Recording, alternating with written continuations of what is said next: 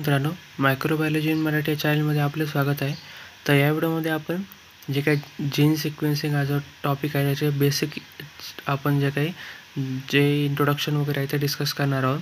आणि जे काही आपण टॉपिक डिस्कस करतो त्याच्या ऑलरेडी नोट्स मी टेलिग्राम चॅनलवरती अपलोड केलेले आहे आणि ते टेलिग्राम चॅनलची लिंक डिस्क्रिप्शनमध्ये दिलेली आहे. तर चला तर मग व्हिडिओ सुरुवात करूया. The gene sequence, also referred to as a DNA sequencing, is the process of determining the exact order of the building blocks that make up our gene, called as a nucleotide. आणि gene सिक्वेन्सला आपण DNA sequencing पण म्हणतो, जे की ही जी process आहे त्याच्यामध्ये काय केलं जातं, जे एक्झॅक्ट ऑर्डर असेल बिल्डिंग ब्लॉक्समध्ये, जेणेकरून जे काही आपल्या जीनचं मेकअप वगैरे होतं त्याला म्हटलं जातं nucleotide.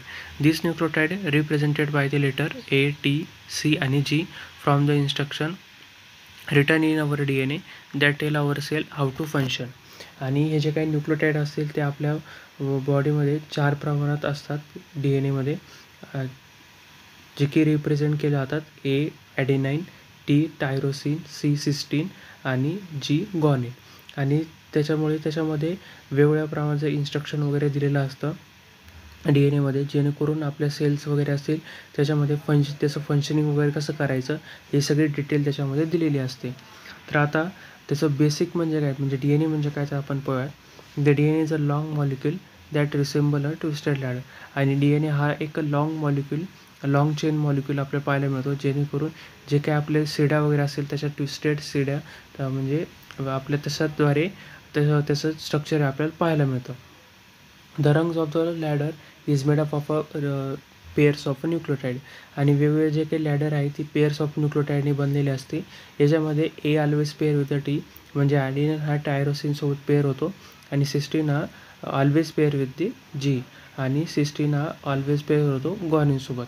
The gene sequencing figure out the order of this A, T, C and G across the स्टँड ऑफ अ DNA. आणि ह्या जीन सिक्वेन्सिंगमध्ये पूर्ण म्हणजे हा जो काही ऑर्डर असेल किंवा हे जे पेअर्स ऑफ न्यूक्लियोटाइड असतील त्याचा पूर्णपणे स्टडी केला जातो, जेणेकरून जे काही जीन सिक्वेन्सिंग असेल त्याला इझी होईल करण्यासाठी. आणि वेगवेगळ्या टेक्निकद्वारे जे काही जीन सिक्वेन्सिंग आहे ते परफॉर्म केलं जातं. याच्यामध्ये काय केलं जातं, मेनली जे काही न्यूक्लियोटाइड वगैरे असतील त्याच्यात जे काही सिक्वेन्स वगैरे असेल तो इन डिटेल स्टडी केला जातो. आणि काही मेथडद्वारे जे काही DNAच्या कॉपीज वगैरे तयार केल्या जातात. कॉपी केल्यानंतर आणि त्याच्यामधून जे काही न्यूक्लियोटाइड आहे ते आयडेंटिफाय केलं जातं, आणि काही जे काही न्यूक्लियोटाइड हे ॲडेडसुद्धा केले जातात, जेणेकरून जे काही जीन वगैरे असेल त्याच्यात म्युटेशन आपण घडवून आणू शकतो किंवा त्याची सिक्वेन्सिंग आपण चेंज करू शकतो. आणि काही वेगवेगळ्या नवीन टेक्निकद्वारे हे जे काही त्याचं सिक्वेन्सिंग वगैरे असेल किंवा जिनोम वगैरे असेल आपण ते क्विकली चेंजेस वगैरे त्याच्यामध्ये करून आणू शकतो, किंवा त्याच्या कॉपीज वगैरे आपण तयार करू शकतो. तर आणि याचे ॲप्लिकेशन काय आहे जीन सिक्वेन्सिंगचे ते आता आपण बघूयात. तर पहिलं जे काही मेन ॲप्लिकेशन आहे ते जेनेटिक डिसीज. ह्याच्यामुळे काय होतं, जे आपण सिक्वेन्सिंगमुळे जे काही म्युटेशन वगैरे असेल ते आपण आयडेंटिफाय करू शकतो, जेणेकरून कोणता जीन हा म्युटेशन होतो आहे आणि त्याच्यामुळे कोणता डिसीज हा कॉज होतो आहे, आणि त्या कुठल्या बॉडी पार्टमध्ये कॉज होत आहे, आणि त्याच्यामुळे वेगवेगळे काय आपल्या बॉडीवरती इफेक्ट होत आहे ते पूर्णपणे डिटेल आपल्याला स्टडी करता येतो, जेणेकरून हे जे काही म्युटेटेड जीन असेल त्याला आपण डायग्नोसिस करू शकतो, किंवा तो जे जीन वगैरे आहे आपण रिप्लेस करू शकतो. आणि त्याच्या अगेन्स्ट जर त्याने आपल्या बॉडीमध्ये जर डिसीज वगैरे कॉज केला असेल त्याच्या अगेन्स्ट आपण जे काही पोटेन्शियल डेव्हलपमेंट असतील किंवा त्याच्या न्यू ट्रीटमेंट आपण त्याच्या अगेन्स्ट वापरू शकतो. दुसरा आहे personalise medicine. Knowing your unique genetic makeup can help to tailor the medical treatment to be a more effective for you. आणि आपले जे काही जेनेटिक मेकअप असेल ते युनिक असतं, प्रत्येकाचं जेनेटिक मेकअप हे युनिक असतं. जर ही पूर्ण इन्फॉर्मेशन आपल्याला समजली, जेनेटिक मेकअप काय आहे आपलं ते समजलं, तर त्याच्यामुळे आपलं जे काही मेडिसिन वगैरे असेल किंवा ट्रीटमेंट वगैरे असेल कोणती इफेक्टिव्ह होऊ शकेल आपण शोधून काढू शकतो. तसंच आहे तिसरं आहे cancer research. The gene sequence help to identify the mutation that drive the cancer development and leading to a new therapy. आणि काही वेळेस काय होतं, आपल्या बॉडीमध्ये कॅन्सरचं हे प्रोडक्शन होत असतं, तर त्याच्यामुळे काय होतं, जीन सिक्वेन्सिंग जर आपण केलं तर त्याच्यामुळे कोणत्या पार्टमध्ये जे काही सेल वगैरे असतील कोणत्या सेलमध्ये म्युटेशन घडून येतं आहे आणि कोणत्या सेलमुळे कॅन्सरचं डेव्हलपमेंट होते ते आपण शोधून काढू शकतो. तसंच जर आपण पाहिलं तर त्याच्या अगेन्स्ट वेगवेगळे थेरपीज वगैरे असतील कॅन्सर सेलच्या अगेन्स्ट, किमोथेरपी असेल, रॅडिएशन थेरपी असेल किंवा स्टेम सेल ट्रान्सप्लांटेशन असेल, ह्या वेगवेगळे जे काही ट्रीटमेंट थ्रू आपण जे काही ते जे काही कॅन्सर सेल वगैरे असतील त्याला आपण किल करू शकतो.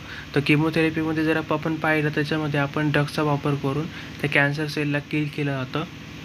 रेडिएशनमध्ये हाय बीमचं जे काही जे रेज वगैरे असतील त्या स्पेसिफिक जिथं झालेल्या असतील कॅन्सर सेल त्याच्यावरती आपण त्याच्या बंबार्डेड करून जे काही कॅन्सर सेल असेल तिथं आपण किल केला जातो.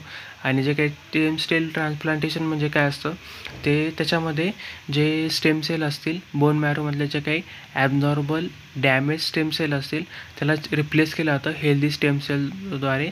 ते ट्रान्सप्लांटेशन केलं जातं त्याच्यामध्ये आणि त्याच्यामुळे जे काही स्टेम सेल असतात त्या बाकीचे जे काही ब्लड सेल वगैरे असतील त्याचं पण प्रोडक्शन हेल्दी टिश्यूचं सुद्धा आणि हेल्दी ब्लड टिश्यूचं सुद्धा प्रोडक्शन हे नीट करू शकतात.